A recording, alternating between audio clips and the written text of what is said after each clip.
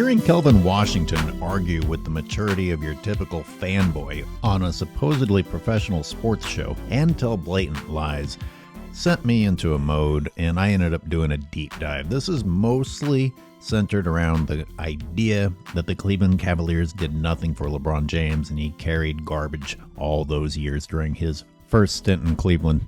That's not all. There are multiple lies to cover, but why don't we go ahead and just jump in. Today is a big anniversary in sports. 15 years ago today was the decision where LeBron James famously left the Cleveland Cavaliers to take his talents to South Beach. All right, LeBron did not complete the super team for anybody other than the fact that it was for himself, because LeBron knew he was about to be judged on a completely different criteria. Lie number one, and I gotta admit, I don't even know whether to call it a lie or just misdirection, because Kelvin Washington never explains what this means, and sadly Rob Parker doesn't push back and demand a meaning. When I say misdirection, I'm talking about fanboys hearing him say this and going, yeah man, it was a different set of criteria, without having a clue what he's talking about. But sounds like an excuse, so we'll take it.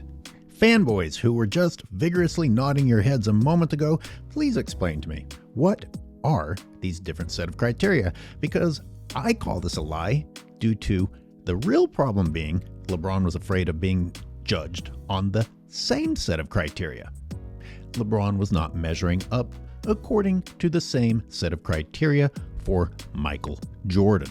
Here's the Jordan criteria if you need me to clarify. Get drafted. Fight hard, fight in vain over a period of several years as the Bulls organization slowly drafts a team for you. They don't go out and move a bunch of pieces, give away their future. No, Michael Jordan, you are going to patiently wait while we draft some people, and you know what? Those drafts better work out. That is not what happened with LeBron James, which brings us to lie number two from Kelvin Washington, and we are going to circle back to lie number one because lie number one and lie number two end up going together. Because you know what Dan Gilbert did? He did nothing for LeBron when LeBron was there. There it is, lie number two. Widely adopted and very popular because it's repeated enough, and guess what? LeBron fans don't care about reality, but guess what? I'm bringing a whole bunch of reality, a whole bunch of receipts, a whole bunch of evidence, and I know you fanboys don't like reality, so go ahead and click off now, run and play with your LeBron dolls or whatever you want to do. The fact that number two is not true plays back into number one. The fact that the Cleveland Cavaliers actually did a lot for LeBron James, and LeBron James had many advantages that Michael Jordan did not, means that being judged on the same criteria wasn't even an option anymore. LeBron James had advantages that Michael Jordan did not, and LeBron James still came up short. And for now, we're just looking at LeBron's first stint in Cleveland because this is what Kelvin Washington is talking about, saying that the Cleveland Cavaliers did nothing to help LeBron James. And you've heard all the other stuff that LeBron had to carry, nobodies to the finals and things like this, which of course I disprove in this video. My point is, how long is a person supposed to stay in the organization that drafted them if they've done nothing? How many people have actually gone back and counted how many moves the Bulls made for Michael Jordan compared to how many moves the Cavaliers made for LeBron James in LeBron James's first stint in Cleveland? Because it turns out what Kelvin Washington is claiming to be true for LeBron is closer to being true for Michael Jordan. Here's the fast version of what happened with the Bulls. Jordan is drafted in '84, drafted third overall, by the way. Oakley is drafted 9th overall in '85. Pippen drafted 5th overall in '87. Horace Grant 10th overall, also in '87.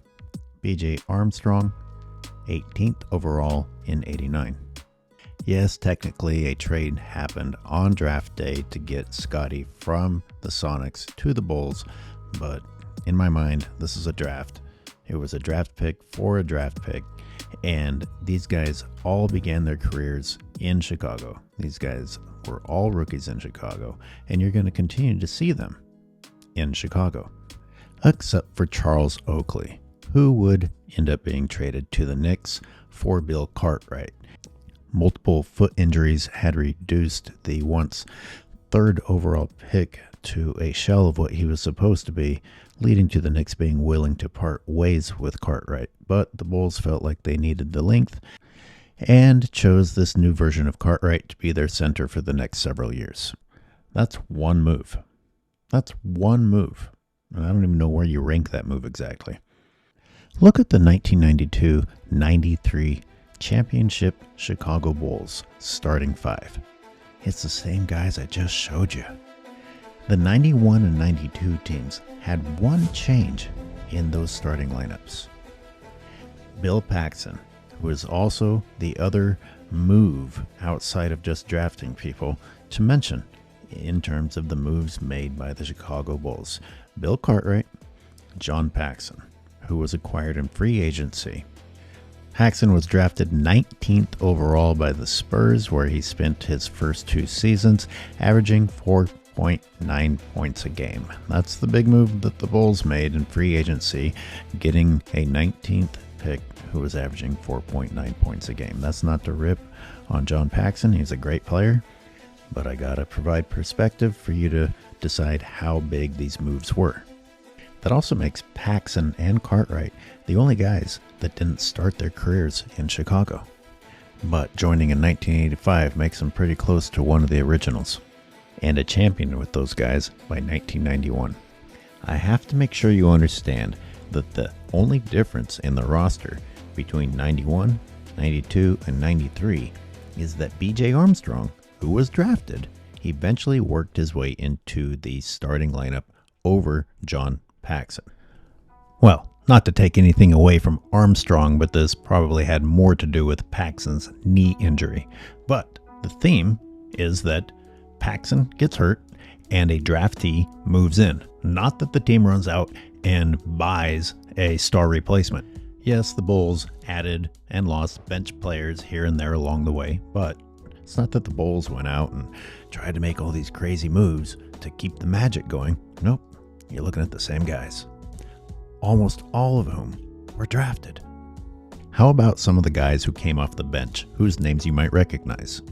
Will Perdue, drafted by the Bulls. Stacey King, drafted by the Bulls.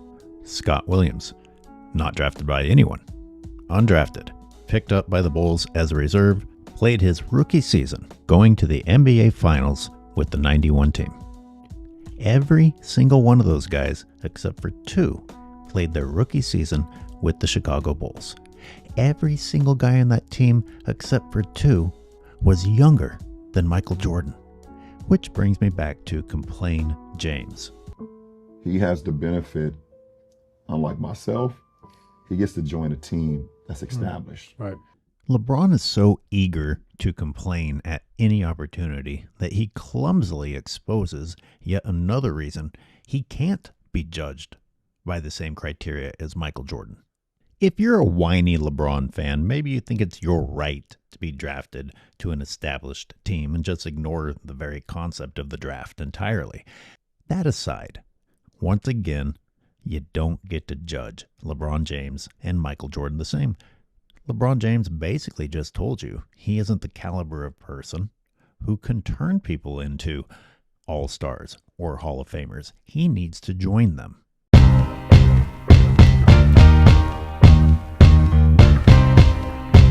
Michael Jordan certainly didn't have any of that on the team that he arrived on. If anything, LeBron James once again actually has the advantage, having an already named all-star on the team that LeBron arrived to. In fact, Ilgauskas had been named an all-star just the season prior. So it's not like he was past his prime or the all-star naming took place somewhere in the past. Not only were the Bulls not established before Jordan arrived, every single person that you see on the screen here came after Jordan. The vast majority of them joining as rookies. Talk about not established. Okay, we're about to do a deep dive on LeBron's teammates and the moves that the Cavs made for him during his first 7 years. But before that, let's circle back to Kelvin Washington. I'm still trying to figure out the criteria he was talking about. And as I said, he never explains what he's talking about because he doesn't really know what he's talking about. He just knows that it sounds good. But I'll tell you, everything he says in this show revolves around a common LeBron James theme. That is blame. Blame Dan Gilbert, blame the franchise, blame the teammates. Just don't blame LeBron. Why don't fans get mad at the right people? Fans don't get mad at Dan Gilbert. They didn't do right and get guys with him. This is a real thing. They didn't do anything for him. Here's the sad reality. LeBron realized he wasn't measuring up to the Michael Jordan criteria and decided he was going to take the easy way out and just go ahead and get some titles one way or another because the NBA had bought into LeBron James so deeply. They said, okay, well, if this is the only way we can get you some rings, I guess we'll support it. The balance of competition was forever changed. The NBA would never be the same again. It still wasn't enough, and Miami still had to add more pieces before he finally got a ring. Boobie Gibson was a starting point guard. They had Drew Gooden. How many games was one did of they their win best during players. those years? You want to go over their win total during the LeBron Cleveland years? So now Kelvin Washington is throwing shade at players, calling people out by name, and yes, I cover this thoroughly. But since he mentioned Gooden, why don't I give you a taste of some of the information that's to come? Did you know that Gooden was drafted 4th overall in the NBA? The Cavaliers had to make moves in order to get him. Trade pieces, trade away future draft picks, spend money. These are all things being done by the Cavs right then and there to help LeBron James. You understand that that is a higher draft pick than Scottie Pippen? Michael Jordan didn't do anything either until Pippen became Pippen, until he got Phil Jackson. Does he not sound exactly like your typical moronic, immature fanboy, just regurgitating the same old crap over and over again, same old stuff that is easily refutable, and I've refuted it and I refuted it again in this video series. He lost The reason why this happened was because the Cavs were doing nothing, and he realized you all are only going to judge me on winning championships, period. Every time Rob Parker would actually fight back and then back Kelvin Washington into a corner that he couldn't actually answer a question, he would just go back to saying that the Cavs did nothing, which I'm proving isn't true. All right, as we move into looking at the Cavaliers, I want you to remember the guys on the screen for these Bulls.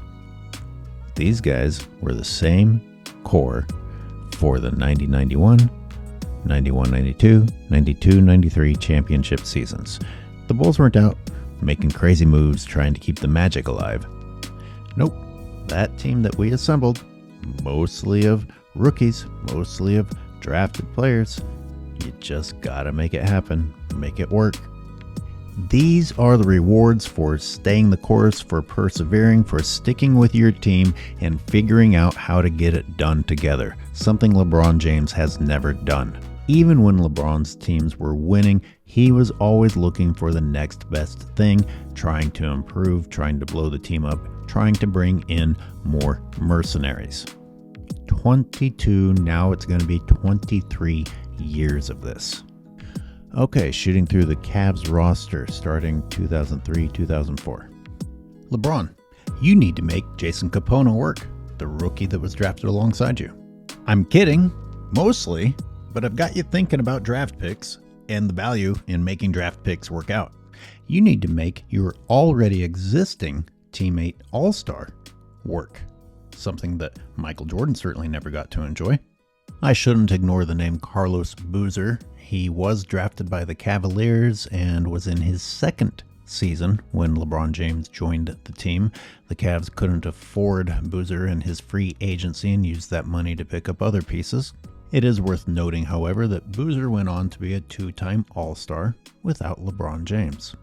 2004-2005 shows Luke Jackson as a rookie and Anderson Varejao as a rookie, but Varejao was not actually drafted by the Cavaliers. They made moves to acquire Varejao. Say what you want about Varejao. He won a ring with the Warriors, which he couldn't do with LeBron. Say what you want about Dan Gilbert, but the Cavaliers traded away Tony Petit and 2 future second-round picks to get LeBron James help now. That's trading away the future to help LeBron James, and yet Kelvin Washington is saying that they did nothing. In 06-07, the Cavaliers drafted Shannon Brown in the first round and Daniel Gibson in the second round. This was the season that the Cleveland Cavaliers went to the finals. The problem is, unlike that Bulls roster of draftees that stayed consistent, the Cavaliers were forced into making changes. You see, the Cavaliers were busy making moves, trying to help LeBron James. Therefore, they sent Larry Hughes, Shannon Brown, Drew Gooden, and Cedric Simmons packing to bring in Ben Wallace, Joe Smith, and Wally Szczerbiak. You may have noticed the names Larry Hughes and Drew Gooden as a part of that trade. Well, how did that happen? Because the Cavaliers didn't draft those guys. Oh, they had been busy making other moves to bring those guys in for LeBron James, both acquired in free agency. Drew Gooden was selected as the 4th overall pick. How bad could he have been? Allow me to remind you that Scottie Pippen was 5th overall. Drew Gooden was selected higher than Scottie Pippen in the draft. Seems to me that LeBron James couldn't figure out how to develop teammates and optimize them for their full potential. He also made All-NBA Rookie First Team in 2003. Seems like Gooden was heading in a good direction prior to LeBron. In 2005, he led the Cavs to a win over the Bucks with 33 points, including 27 in the second half. And quite frankly, he outplayed LeBron James in the 2007 finals. I recommend that you watch this video that I made earlier this year breaking down the gameplay of LeBron and his teammates in those finals if you want proof. Here we see the arrival of Larry Hughes, whom I featured in a video earlier this year talking about how silly it is to say that Jordan didn't win anything until Pippen, because then I could say LeBron couldn't even make the playoffs until Larry Hughes arrived, which is in fact what happened. Hughes was drafted as the 8th overall pick by the Philadelphia 76ers. Hughes signed a $70 million 5-year contract in the summer of 2005. I don't think the Cavaliers thought he was a scrub if they did that. And let's look at what was happening right before they signed him. He was named to the NBA All-Defensive Team and was the NBA's steals leader, all right before the Cavs signed him. The Cavs were making moves to help LeBron James. He provided LeBron James with 16.2 points a game. We also saw Donyell Marshall added to this roster, and as mentioned earlier, the Cavs brought in Donyell Marshall and some other guys to try and build a veteran presence around LeBron James. But let's go ahead and learn more about Donyell Marshall. Donyell Marshall was the 4th overall pick when he came into the NBA. I remember him playing for the Warriors. In the season right before joining LeBron James, he set a record with 12 made threes in one game. In May of 2007, he helped the Cavaliers to a victory over the New Jersey Nets in Game 6 of the Eastern Conference semifinals by making 6 three-pointers, which propelled the Cavs into the Eastern Conference Finals against the Pistons. The fact that they signed Marshall to a 4-year contract shows that the Cavs were committing and trying to get LeBron James some help in the form of veteran leadership and also in spreading the floor, which clearly Donyell Marshall did with his three-pointers. Another change to the roster that we see that same season, and this one doesn't get talked about enough, is Damon Jones. Primarily known for his three-point shooting, obviously the Cavaliers, who offered him a 4-year contract, wanted him to spread the floor for LeBron James. Prior to arriving in Cleveland, he shot 43% for Miami from the three-point line. Limited to a role of waiting until LeBron needed bailed out and having the ball kicked out to him, he always had to be ready to make a shot even if he was cold, which he did in 2006, Game 6 of the Eastern Conference first round against the Wizards, in which he came off the bench and hit the winning shot to clinch the series 4-2. This is the type of thing that Bron fans say, oh look, Paxson saved Jordan. Well, we don't even look at the times that role players hit the shots for LeBron James. It all just gets washed away in history. They also picked up Eric Snow for his experience in free agency. They picked up Donyell Marshall for his experience in free agency, and they traded away a first-round pick for Sasha Pavlovich. All of that only brings us to the year 2007 for LeBron James and everything that the Cavaliers were trying to do for him. The next few years wouldn't be any different, with the Cavs continuing to try different combinations, anything to make their investment in LeBron James work. Now, LeBron fans, of course, right now are going to the safety argument of, oh, well, all of those people were terrible, or whatever it is that you tell yourselves in your little worlds. To sit here and say they did nothing. They got him everybody he wanted. Even Shaq wore Cavaliers. Okay. No. How did Shaq get there? How did he get there? He was 40. How did he get there? He was 40. How did he get there? He was 40. Why was he on that team then? Because he was Shaq, but he was 40. But I'm asking. We're going to get to the Shaq part, but first, I want to share something else that I found with you. Sometimes you can find some real unexpected gems when doing this research. For example, the fact that Mo Williams, in the season that the Cavaliers went to the finals, he was averaging 17.3 points per game. But he was doing that for the Milwaukee Bucks. My point is, that's the type of points he was putting up, and the Cavs went and got him. He then proceeded to provide the Cavs with 17.8 points per game. I only looked into that because inevitably I came across pro-LeBron propaganda that did what LeBron people do, which is try to throw other people under the bus in order to lift LeBron. Talking about, look at what LeBron did with Mo Williams as his second highest scorer. Now, LeBron fans will just immediately grab that and be like, oh yeah, man, I can't believe LeBron carried a team with Mo Williams as the second highest scorer on the team. For those of you out there who actually bother thinking, can you guess where I'm going with this? That's right, Scottie Pippen. Scottie Pippen, the second highest scorer on the team of the Chicago Bulls, who supposedly is the reason that Michael Jordan ever experienced any success whatsoever. Michael Jordan didn't do anything either until Pippen became Pippen. Well, in the season that the Bulls first went to the finals, Scottie Pippen was averaging 17.8 points per game. Show me the pity articles written for Michael Jordan due to the hardship of having his second best player scoring 17.8 points per game. This helps put things into perspective, because without this sort of perspective, the LeBron James media, the people constantly putting out excuses and throwing others under the bus in order to lift LeBron James, would get away with this. So now, fanboys, you have to make a decision. Does scoring 17.8 points a game mean that you're the savior, the reason that Michael Jordan finally won something? Or does scoring 17.8 points a game mean, oh man, look what LeBron James had to carry? By the way, the 92-93 championship Bulls only won 57 games compared to the 66 win season that we're talking about with LeBron James. The difference is, somehow, despite his ridiculous output in the regular season, Jordan went even higher in the playoffs. LeBron goes down in the playoffs. You got the wrong guy. Another unexpected nugget was finding out that Mo Williams had a 52-point game. Guess what? Scottie Pippen's best is 47. Poor LeBron. Poor LeBron had a guy who outplayed the guy who saved Michael Jordan.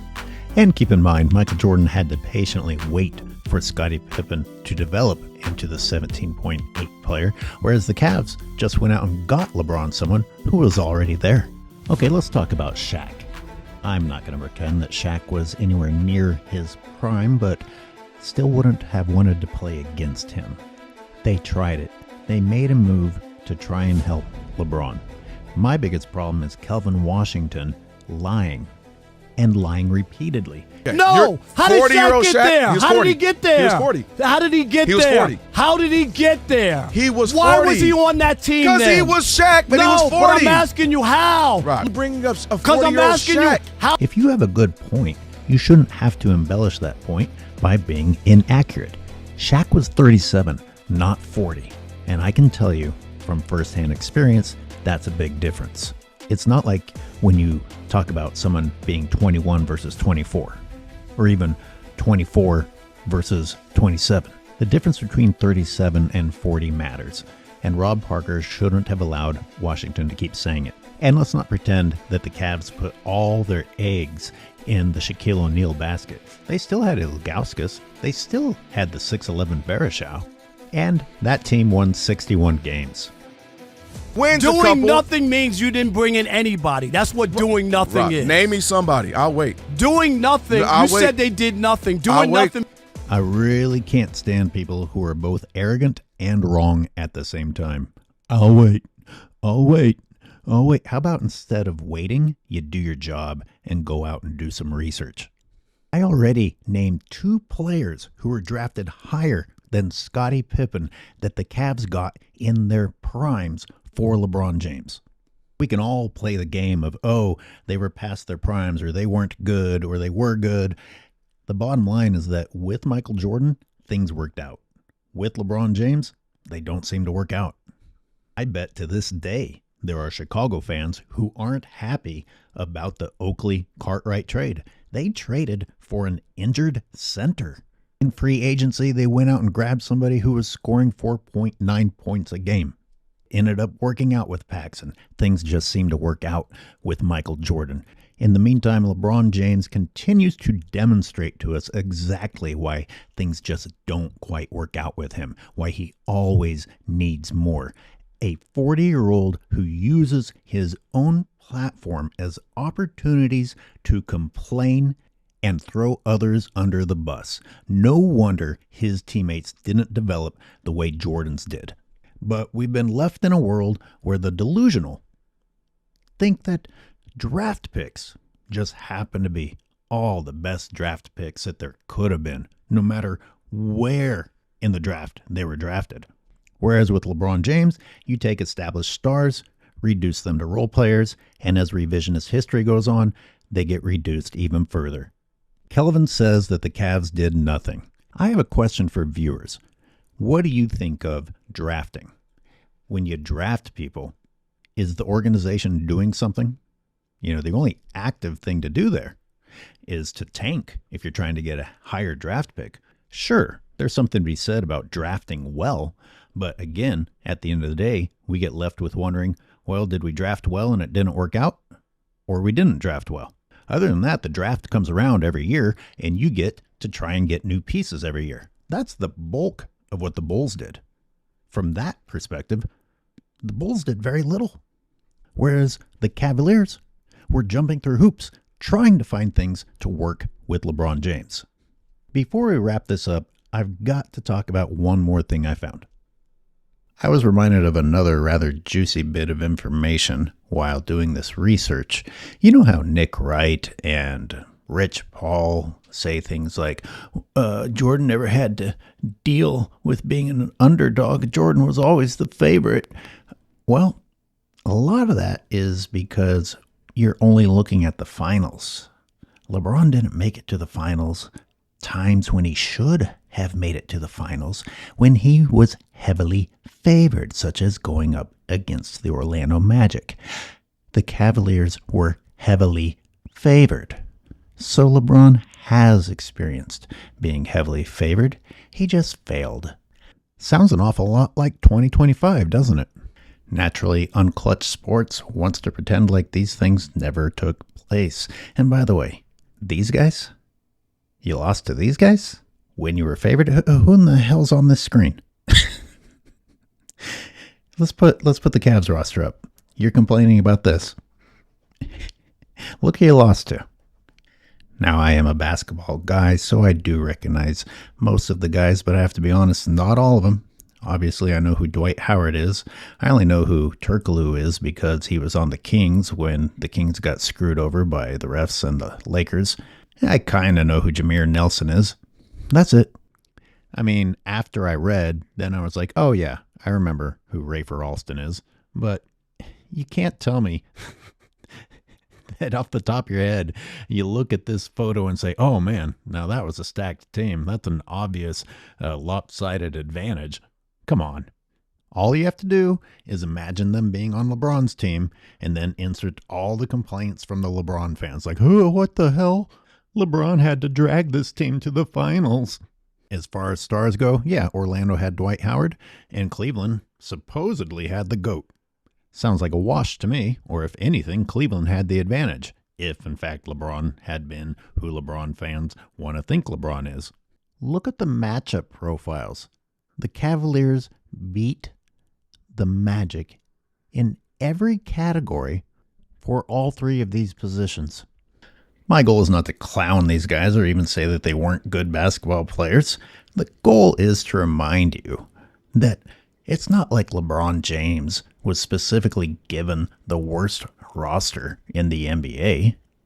If you're fair about it, he actually had quite a good roster. If you put weight on where a player was drafted, then the Orlando Magic put together a squad that beat LeBron James with the following draft positions that I'm showing on the screen. My God, look at LeBron's division that season. Number 2 is 25 games away. I've got to bring this short documentary to an end here, but I'm going to put some bonus information in the member section. But can you believe we've only really looked at LeBron's first stint in Cleveland so far, and it only gets worse after that in terms of him demanding help? We've also only looked at Michael Jordan's first three-peat, which was dominated by draft picks somehow working out, which means that you who think that Jordan's draft picks were better than LeBron's draft picks live in a world where faith defines reality. You see how your argument doesn't make any sense? That's correct, but it doesn't have to make sense because that's where the faith comes in, right? I have faith that what I'm saying makes sense. Okay, so even if it doesn't make sense, your faith makes it make sense. Correct. Got it. Okay, so there's no way to have a rational conversation with you. No. And that summarizes life with LeBron fans. That's it. I'm cutting it here. Let me know what you thought. Give me some additional details and feedback. Appreciate you watching. Angry Old Hoops out.